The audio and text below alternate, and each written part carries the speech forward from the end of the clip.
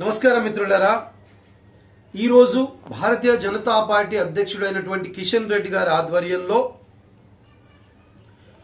దేశ సైనికులకు సంఘీభావంగా ట్యాంక్ బండ్పై తిరంగా జెండా యాత్ర నిర్వహించాలని వారు పిలుపునివ్వడం జరిగింది.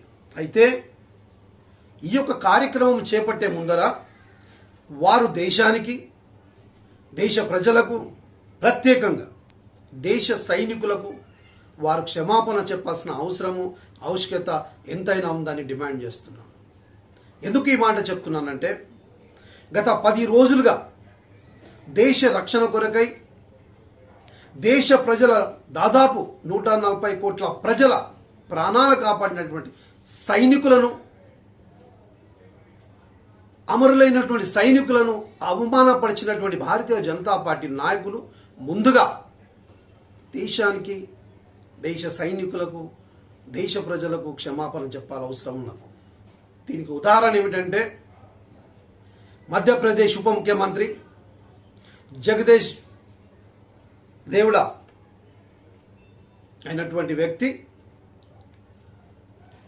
దేశం, దేశ ప్రజలు, దేశ సైనికులు నరేంద్ర మోడీ గారి చరణాల కింద సురక్షంగా ఉంది అని దేశాన్ని అవమానపరిచారు, దేశంలో ఉన్నట్టు ప్రజలందరినీ అవమానపరిచారు.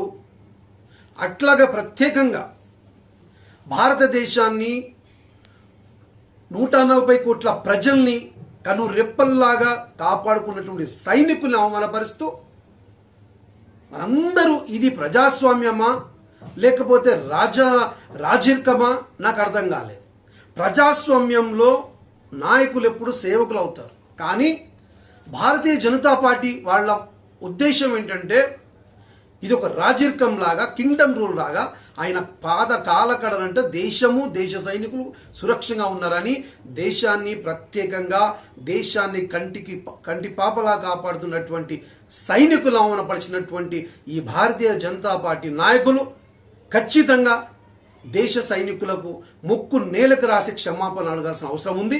అంతేకాకుండా ఆ యొక్క జగదీష్ దేవడా అన్నటువంటి ఉప ముఖ్యమంత్రి, ఎవరైతే మధ్యప్రదేశ్ ఉప ముఖ్యమంత్రి ఉన్నారో వానిపై వెంబడే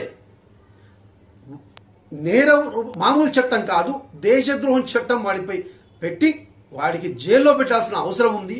అది భారతీయ జనతా పార్టీ తెలుసుకోవాల్సిన అవసరం ఉంది.